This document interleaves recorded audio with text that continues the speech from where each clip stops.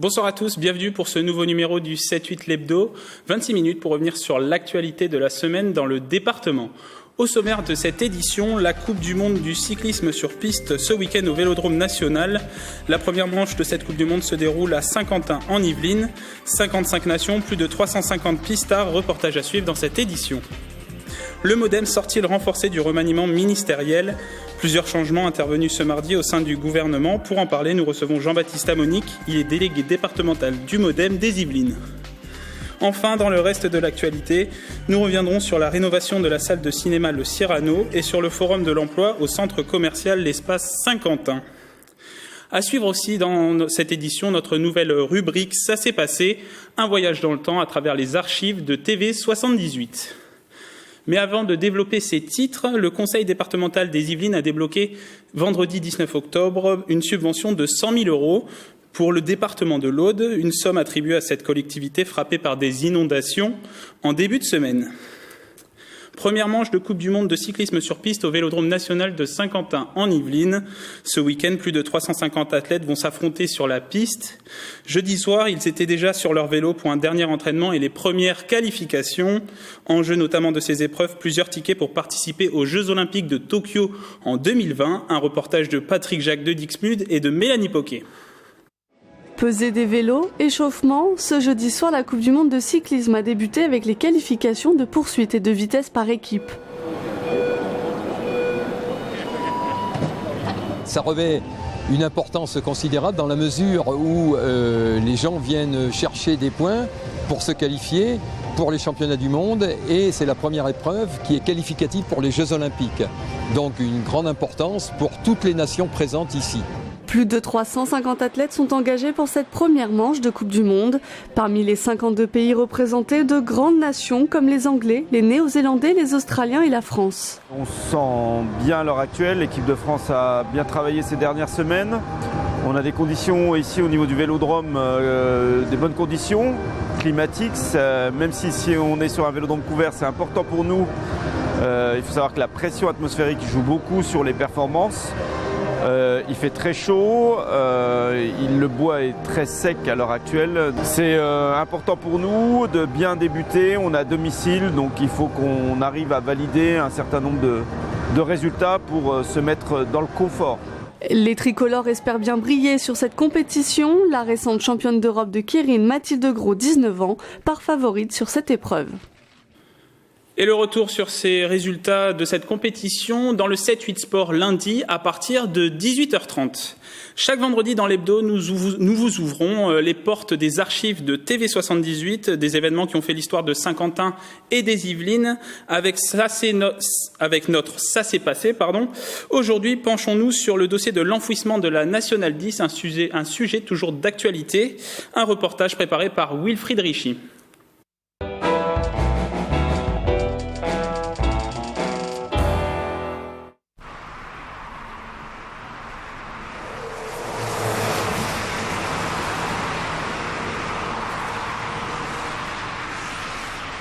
La Nationale 10 en elle-même est très dangereuse à traverser pour les piétons et j'espère que le projet d'aménagement concernera un passage souterrain pour les piétons. Ce sera beaucoup moins dangereux pour les enfants qui habitent de l'autre côté. Oui, des aménagements pour le passage là-bas, en face à la station mobile surtout. C'est dangereux pour les piétons. Je sais qu'il faut que je fasse très attention. Il faut une déviation. Et passer par où aussi? Ils ont construit tout autour. Il y a eu 2 morts le week-end des 16 et 17 novembre sur la Nationale 10 à Trappes et Elancourt. Cela porte à 18 le nombre de tués en 10 ans sur cette voie pour la seule ville de Trappes. Depuis 1965 pourtant, le contournement de la ville par l'autoroute A12 est prévu, permettant ainsi de transformer la Nationale 10 en un boulevard urbain. Reste que 2 solutions sont concurrentes. L'une inscrite au schéma directeur d'Île-de-France passerait en zone urbaine par la Verrière et le Ménil. Elle rencontre l'hostilité quasi unanime des élus locaux. L'autre prônée par ceux-ci passerait plus au large de la ville nouvelle par le vallon du Pommeraye. Problème, il faudrait déclasser quelques hectomètres de cette zone boisée. Au final, un blocage qui dure et contenté de casser les élus en sollicitant un rendez-vous auprès du préfet mercredi 20 novembre. Nous voulions donc dire à monsieur le préfet que il ne pouvait pas être accepté en l'état le tracé médian qui est inscrit au SDRIF, au schéma de la région Île-de-France, qui se propose de passer dans des conditions que l'on ne connaît pas encore bien, par la proximité du Mesnil-Saint-Denis et plus ou moins enterré, plus ou moins protégé par la Verrière pour redéboucher sur la 10 vers Cognères. Alors concernant la nationale 10, nous ne voulons pas d'aménagement. La question qui est posée, c'est la transformation d'une voie qui aujourd'hui est autoroutière dans sa configuration, qui donne à l'automobiliste l'impression qu'il est toujours sur l'autoroute, de transformer cette voie, ce statut de voie autoroutière en statut de boulevard urbain. La DDE devrait rendre publique dans les 6 mois une étude sur les travaux à prévoir sur la nationale 10 à Trappes. Reste la question du financement des coûts, un dossier qui lui non plus n'est pas encore ficelé.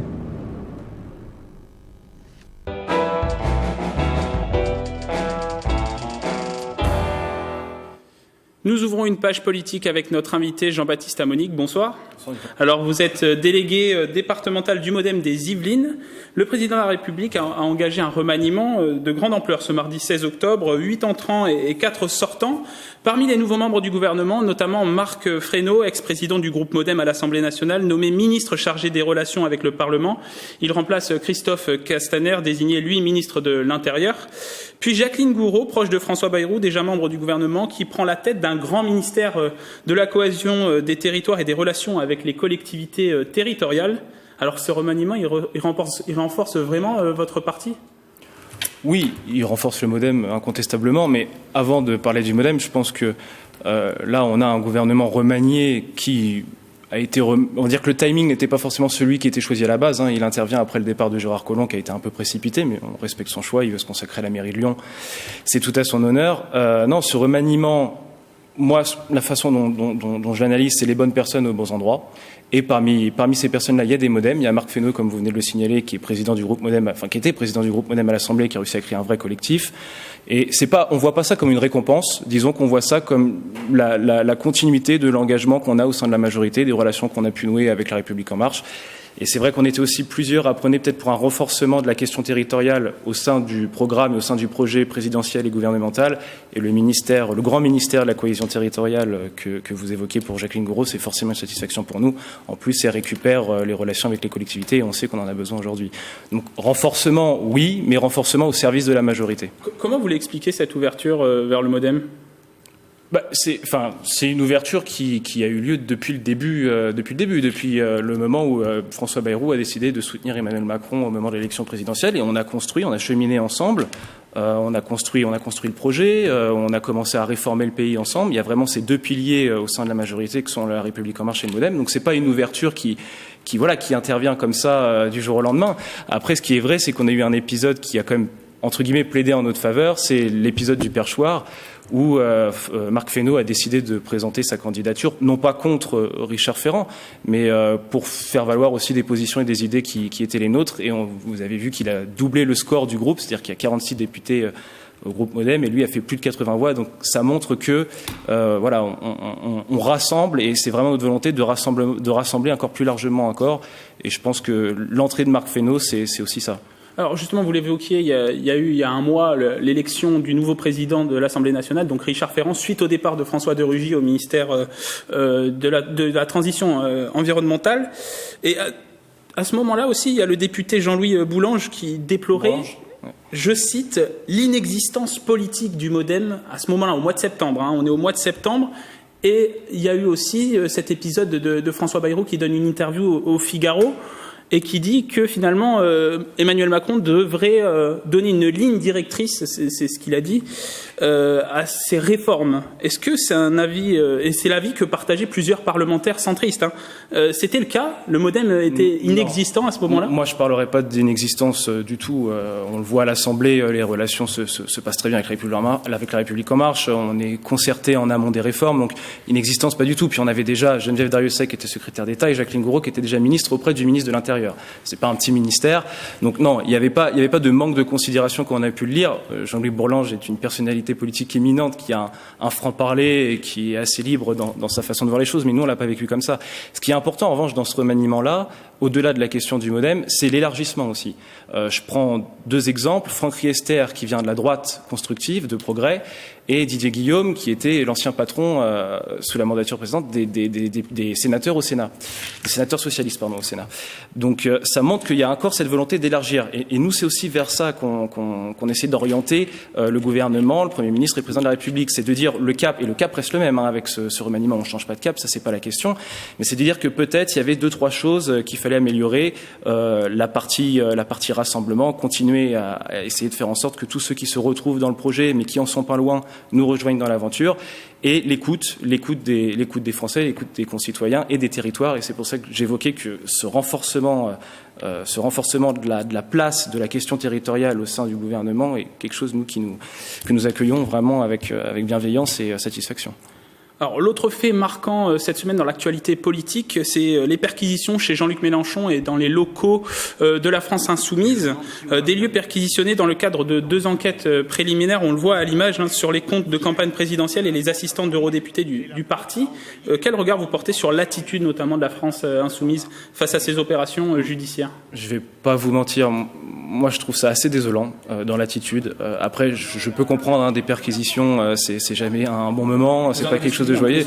On en a subi. Alors pour l'instant, nous, il n'y a pas de suite. C'était pareil aussi, une question d'assistants parlementaires à l'Europe.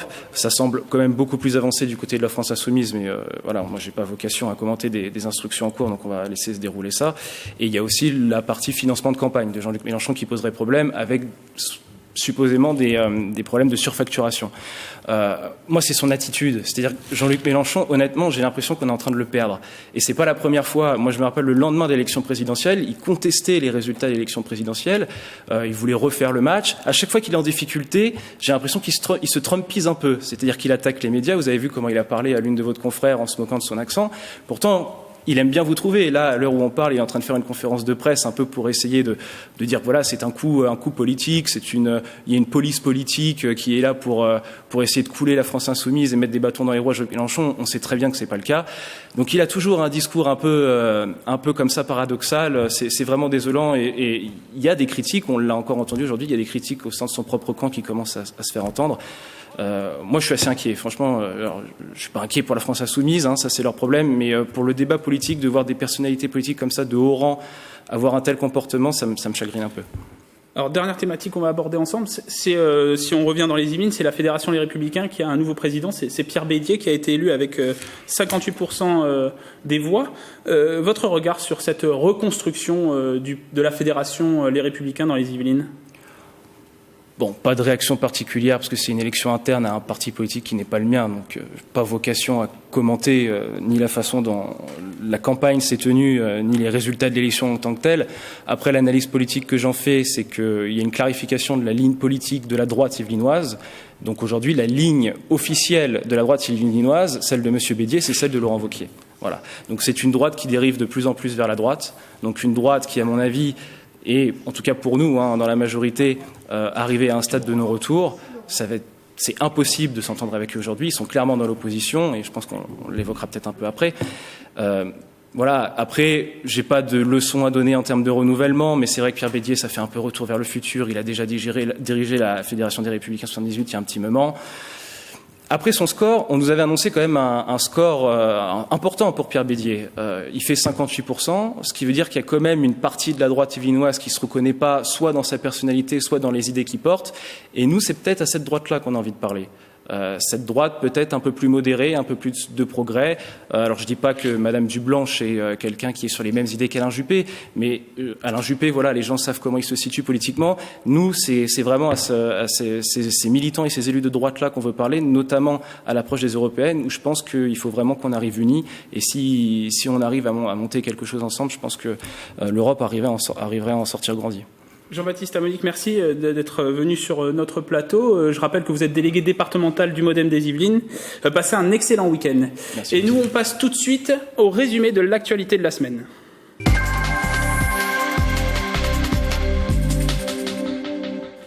Depuis plusieurs jours déjà, le hashtag Balance ton maire a fait son apparition sur les réseaux sociaux, des tweets pour dénoncer les 6000 communes qui ont augmenté leur taux de taxe d'habitation.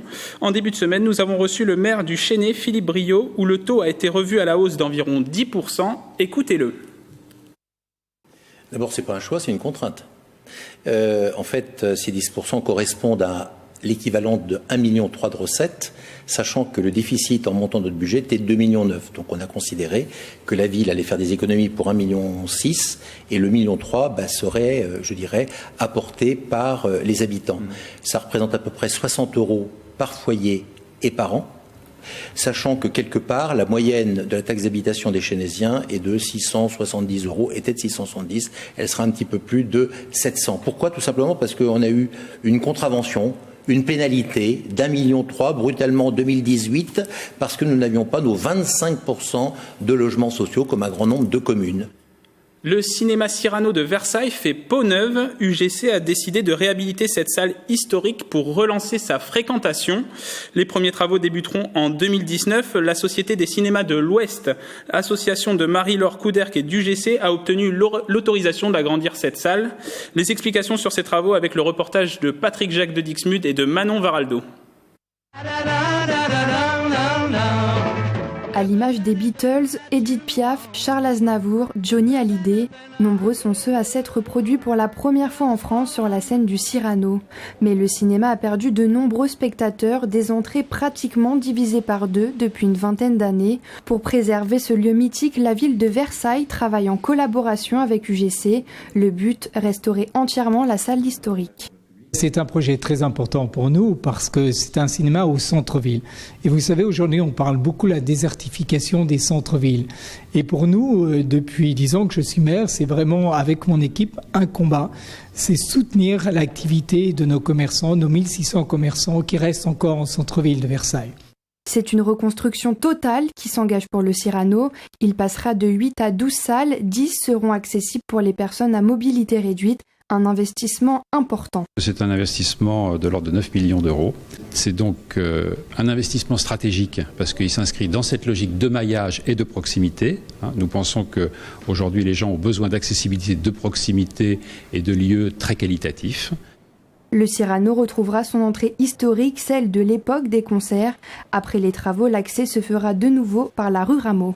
On aime cette idée de cinéma de quartier parce que c'est son identité. Moi, ce que j'aime, c'est quand on a des parents qui viennent avec leurs enfants et que les parents disent c'est mon cinéma, c'est là où je viens depuis que je suis tout petit.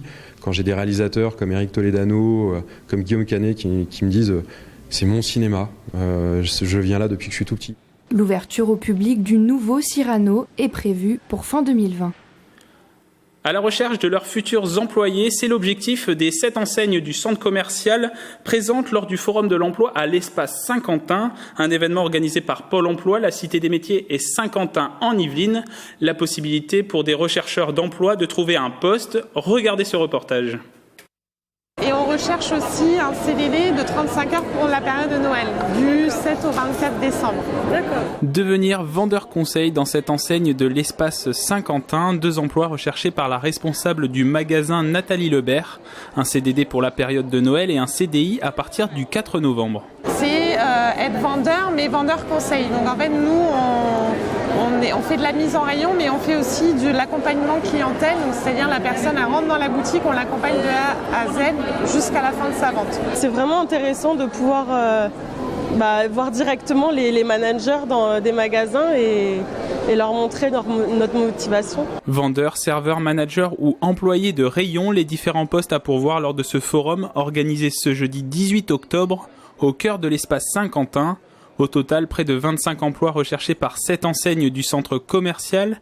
Un événement organisé par Pôle emploi, Saint-Quentin-en-Yvelines, le centre commercial et la Cité des métiers. L'objectif pour la Cité des métiers, c'est bien sûr de participer à la vie économique du territoire, autant pour les enseignes qui ont des besoins en recrutement que pour les demandeurs d'emploi ou toutes les personnes, salariés, étudiants, qui rechercheraient un emploi dans ces domaines. L'idée, effectivement, du montage de ce forum et le choix de la date correspond à un calendrier pour les enseignes. L'idée, c'est que les enseignes puissent avoir un vivier disponible pour les fêtes de fin d'année. Bien plus qu'un CV, ce sont les compétences qui sont mises en avant, les compétences des candidats et la transférabilité de ces compétences sur différents postes.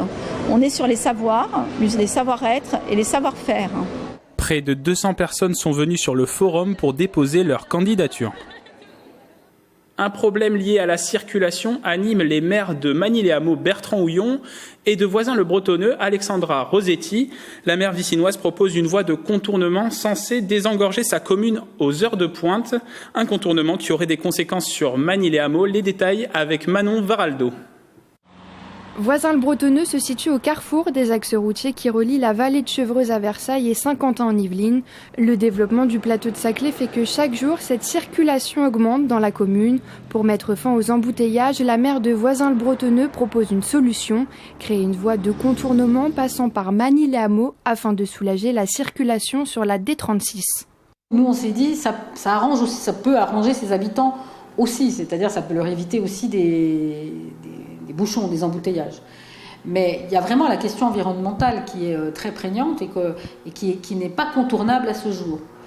Alors, est-ce que quand la ligne 18 va arriver, est-ce que ça peut, c'est de nature à débloquer des choses ou à pousser l'État à nous aider dans d'autres solutions ?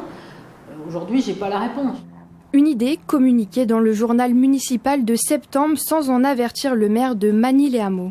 J'ai été surpris de cette proposition, mais surtout, le lendemain, je me suis aperçu en lisant le magazine municipal de Voisins-le-Bretonneux que cette solution, elle avait déjà été discutée largement en amont avec le département, avec le député également. Ce que j'ai trouvé particulièrement irrespectueux dans le cadre des relations intercommunales qu'on peut avoir.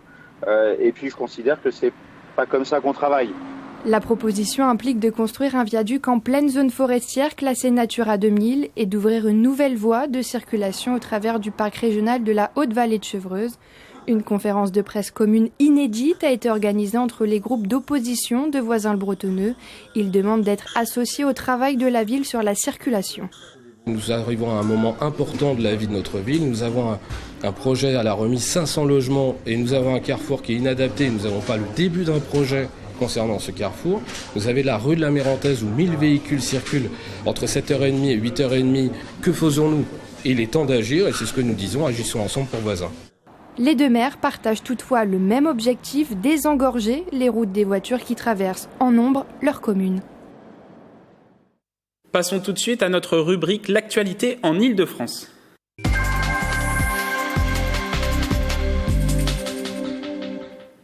Paris pollué, mais Paris réfléchit à des solutions et notamment la gratuité des transports publics, l'objet d'un rapport commandé par la mairie parisienne et déjà quelques conclusions sur le sujet, un reportage de nos confrères de Via Grand Paris.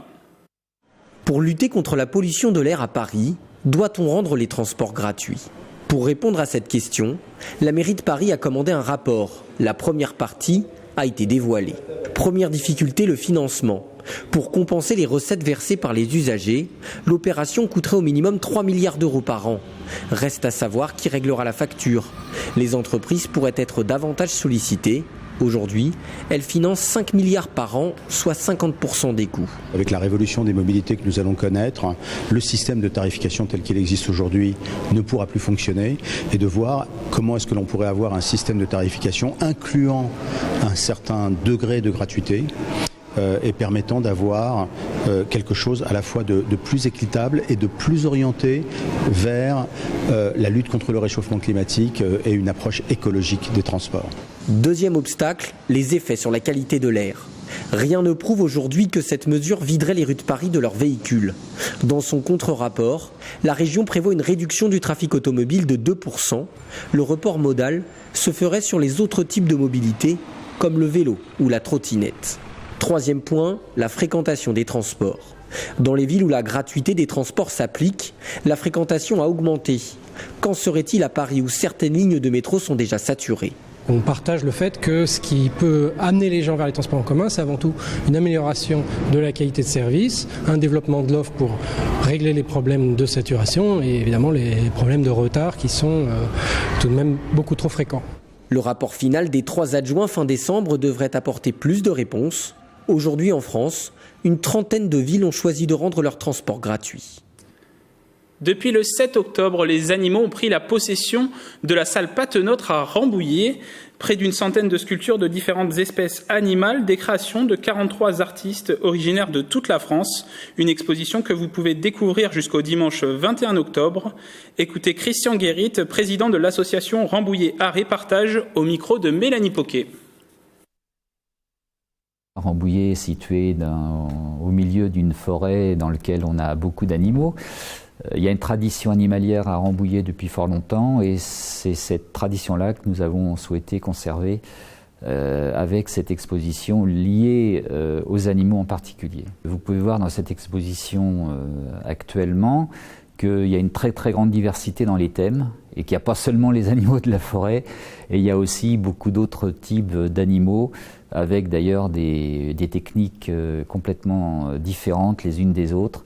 Et c'est ça qui est un peu surprenant dans cette exposition. Donc les artistes sont libres de présenter leurs œuvres animalières sans contrainte.